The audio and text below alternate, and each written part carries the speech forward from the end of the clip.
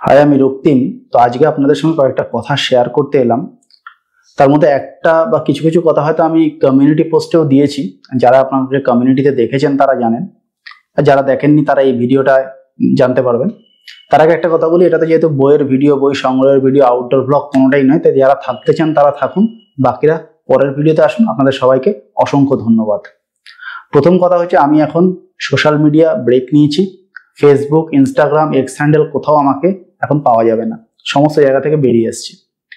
তার মূল কারণ হচ্ছে, আমি সোশ্যাল মিডিয়ায় থাকি মূলত ফেসবুকে বইয়ের খোঁজ রাখার জন্য, নতুন কি ভালো বই বেরোচ্ছে বা কোনো এক্সিস্টিং বই খুব ভালো জানতাম না, এই সমস্ত কিছুর জন্য। আর দ্বিতীয় হচ্ছে, বিভিন্ন প্রকাশক বেশিরভাগ ক্ষেত্রেই তাদের ডিসকাউন্ট অফার ফেসবুকে দেয়, সেটা জানার জন্য। তো আমি গত কয়েক বছর ধরে অবজার্ভ করে বুঝেছি যে মোটামুটি এই টাইমে ডিসকাউন্ট অফার কেউ দেবে না। আবারও ডিসকাউন্ট, মানে বেশি ডিসকাউন্ট অফার 20% তো কলেজ স্ট্রিটে পাওয়া যাবে। বেশি ডিসকাউন্ট পেতে গেলে ওই পয়লা বৈশাখ বা তার পর থেকে শুরু হবে, আর কিছু কিছু তো আছে আগস্টে দেয়। সুতরাং এখন আর সেভাবে ডিসকাউন্ট পাওয়ার কোনো সম্ভাবনা নেই। আর গত বইমেলায় যা বই আমি কিনেছি এবং তারও আগে যেসব ব্যাকলগ বই রয়েছে, সেই সমস্ত শেষ করতে আমার একটা সময় লাগবে, এবং সবচেয়ে বড় কথা, সময়ের থেকেও বড় কথা কনসেন্ট্রেশন লাগবে। সোশ্যাল মিডিয়া থাকলে আমার কনসেন্ট্রেশনে কিন্তু বড় সড়ো সমস্যা হচ্ছে।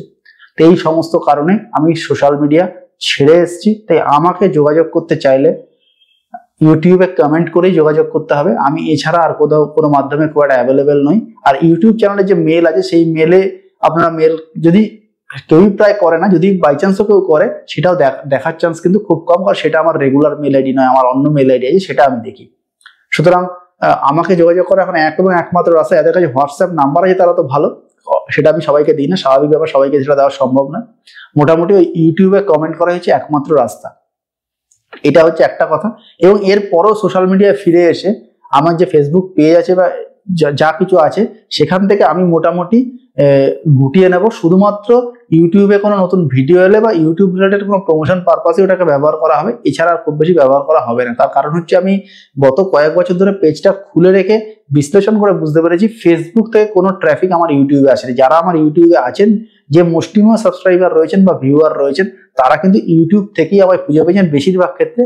খুব কম, আমার ধারণা 2%ও নয়, যারা ফেসবুক থেকে এসছে। সুতরাং ফেসবুকে আর বেশি কিছু লেখালেখির কোনো দরকার নেই।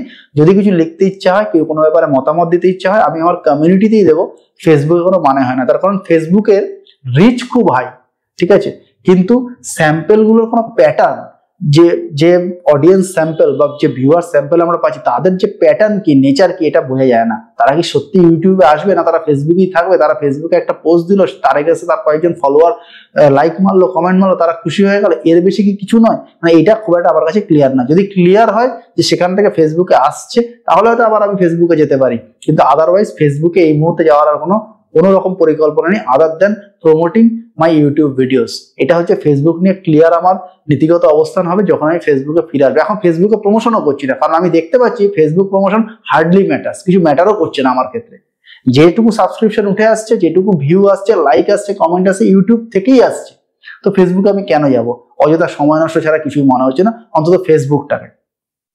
আর একটা ব্যাপার হচ্ছে, আমি এটা বুঝতে পারছি সাবস্ক্রিপশন বাড়ানোর একটা রাস্তা হচ্ছে আউটডোর, কিন্তু এখানে আমার একটা সিরিয়াস দার্শনিক সমস্যা রয়েছে। সেটা যে আমি তো প্রাইমারিলি একজন বই রিভিউয়ার মানে যে বইয়ের সম্বন্ধে ভালো দিক খারাপ দিক আলোচনা করে।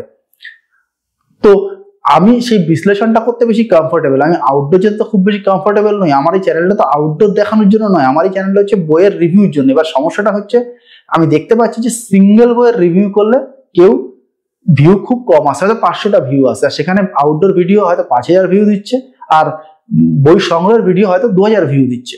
এই সবকিছু ইউটিউবের রেসপেক্টে খুব কম। তাহলে এটুকু ক্লিয়ার যে মানুষ সিঙ্গেল বইয়ের রিভিউ ইনসিডেন্টালি খুব বেশি দেখতে চাইছে না, অর্থাৎ আমি যেভাবে ভেবেছি ভিউয়াররা সেভাবে ভাবছে না। সুতরাং সিঙ্গেল বইয়ের রিভিউ কিন্তু আগামী দিন আমার চ্যানেলে কমে আসবে। তার কারণ আমি এসব ব্যাপারে খুব ক্যাটেগরিক্যাল, আমার রিভিউগুলো কিন্তু খুব ক্যাটেগরিক্যাল, ভালো খারাপ মাঝারি এগুলো আমি ক্লিয়ারলি বলি। তো ক্যাটেগরিক্যাল মানে হচ্ছে যে একজন মানুষকে দেখলাম, তার জেন্ডার কি, মেল ফিমেল, আমি এরকম বলতে পারি না মনে হচ্ছে মেল কিন্তু কালকে হয়ে যেতে পারে ফিমেল, এরকম তো হতে পারে না। ক্যাটেগরিক্যাল হতে হবে। তো আমার ক্ষেত্রে বিষয়টা খুব ক্যাটেগরিক্যাল, যে আমি বই নিজের জন্য পড়ি, নিজে এনজয় করার জন্য পড়ি, কিন্তু ভিডিও আমি নিজের জন্য বানাই না। ভিডিও হচ্ছে ভিউয়ারদের কাছে পৌঁছানোর জন্য বানাই। তো সেইটাতে দেখা যাচ্ছে যে রিভিউ, যেটাই আমি ভেবেছিলাম যে ইংরেজি রিভিউ চ্যানেলগুলোর মতো যে রিভিউ ভিডিওতে বেশি ভিউ আসবে, কিন্তু আশ্চর্যজনকভাবে রিভিউ ভিডিওতে কম ভিউ আসে। এবার এই সেকশনটা, ইউটিউবের যে সেকশনটা আমার বই সংগ্রহ বা আউটডোর দেখছে অথচ রিভিউ ভিডিও দেখছে না, তারা ঠিক কি ধরনের পাঠক, কোন শ্রেণীর পাঠক, এই অ্যানালিসিসটা আমি এখনো অবধি করে উঠতে পারিনি বা বুঝে উঠতে পারিনি। তারা যাই হোক না কেন, স্বাভাবিকভাবেই তারা তাদের প্রেফারেন্স অনুযায়ী দেখবে। তাদেরকে তো বলে বলে আমি কিন্তু এই রিভিউ ভিডিও বা ইন্ডিভিজুয়াল রিভিউ ভিডিও দেখাতে পারবো না।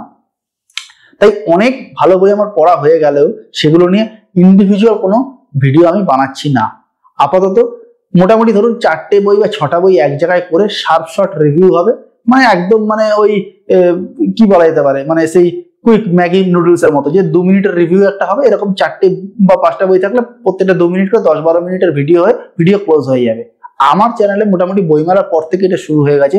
যদি সিঙ্গেল বইয়ের কোনো ভিডিও দিই, ইভেন ইফ এটা জেনে যে মানুষ সেগুলো চাইছে না তারপরেও দিচ্ছে, তার মানে আমি নিশ্চয়ই বোকা নই।